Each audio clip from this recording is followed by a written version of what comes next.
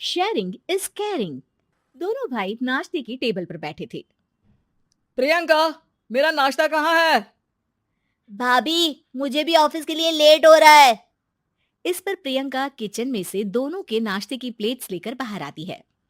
लो भाई, आप दोनों का नाश्ता। किसी को भी 1 मिनट का सब्र नहीं है। ये प्रियंका का ससुराल है, जहाँ कोई औरत ना होने की वजह से शादी वाले दिन से ही घर के साथ दोनों भाइयों की जिम्मेदारियां प्रियंका संभाल लेती है। दोनों भाई शांति से नाश्ता कर रहे होते हैं कि अंकुश अपने भाई की प्लेट से पराठे का एक टुकड़ा उठा लेता है। आपको पता है ना, मैं खाना शेयर नहीं करता, फिर भी मेरी प्लेट में से खाना जरूरी है क्या? अरे हद हो गई है, मुझे नहीं खाना अब। अंकुर गुस्से में नाश्ता छोड़कर टेबल से उठ खड़ा होता है। अरे, ये कैसा बिहेवियर है अंकुर? एक टुकड़ा ही तो है। एक हो या आधा, मुझे भूख लगी है तो ये सिर्फ मेरा ही है। उसे भी किसी के साथ शेयर करने बैठा तो भूखा नहीं रह जाऊंगा। अरे बाबा ठीक है, अब इस पर भी लड़ाई।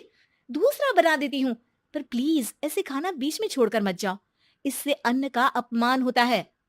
ओ प्लीज भाभी, ऐसी कोई चीज होती ही नहीं है। आपके पास पैसे हैं, खरीदो और खाओ। अगर नहीं खाया जाए तो फेंक दो। अरे दुनिया में सब यही करते हैं। अंकुर बैग उठाकर ऑफिस के लिए चला जाता है, जिसके पीछे उसका बड़ा भाई मायूस सा घर में खड़ा रह जाता है। जिसने बचपन से सोने की चम्मच में खाया हो, उसे दुनिया के बारे में क्या पता होगा। वैसे गलती तो हमारी ही है। अगर कभी बचपन में ही सही गलत का फर्क सिखाया होता तो आज ये हाल नहीं होते। आप फिक्र क्यों करते हैं जी? भगवान है, वो जो भी करता है सबकी भलाई के लिए ही करता है। और जब वो चाहेंगे तो अपनी तरह से अंकुर भैया को भी सब कुछ सिखा देंगे। पत्नी की बात पर विश्वास कर अंकुश भी ऑफिस चला जाता है। सुबह से दोपहर होती है और अंकुर लंच करने ऑफिस के पास वाले रेस्टोरेंट में पहुंचता है, जहां वो एक साथ बहुत सारा खाना ऑर्डर कर देता है। सर, क्या कोई आपको ज्वाइन करने वाला है? नहीं तो क्यों? अब कुछ नहीं सर, ऐसे ही। वेटर चला जाता है और कुछ देर में अंकुर का ऑर्डर लेकर वापस आता है, जिस पर अंकुर सब डिशेस में से थोड़ा थोड़ा खाकर बाकी ऐसे ही छोड़कर बिल देकर चला जाता है। वाह भगवान, तेरी माया। कहीं कोई एक एक टुकड़े के लिए तरसता रहता है और ये 5 लोगों का खाना ऑर्डर करके एक का भी पूरा नहीं खाते। पैसे वालों की माया।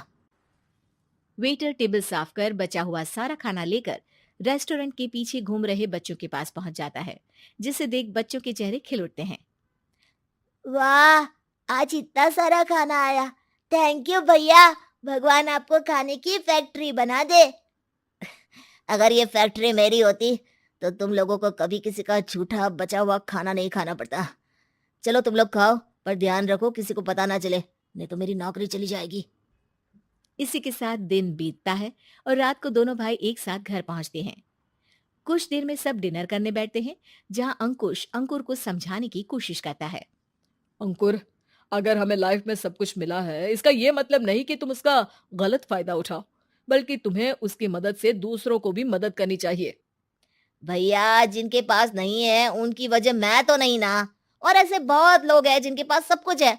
इसलिए अगर मैं एक इंसान कुछ नहीं करूंगा तो कोई फर्क नहीं पड़ने वाला।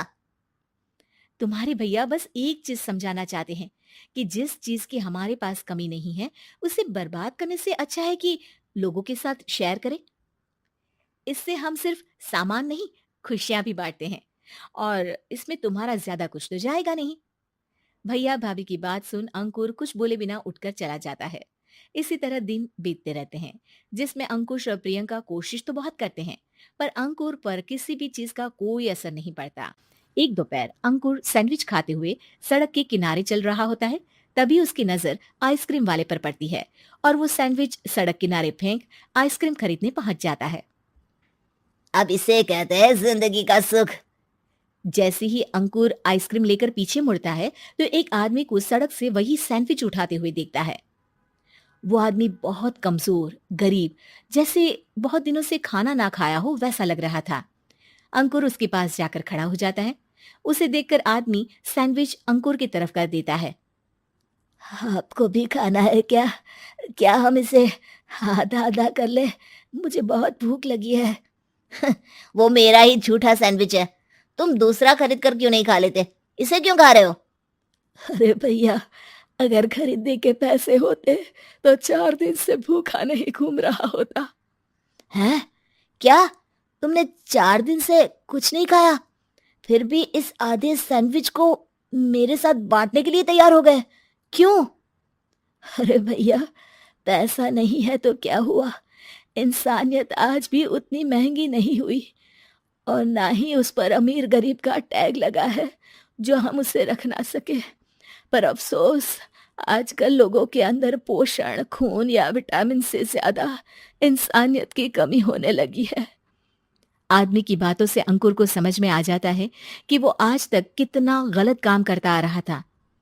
इसके बाद से वो अपनी किसी के साथ शेयर नहीं करने और खाने को बर्बाद करने वाली आदत को छोड़ देता है।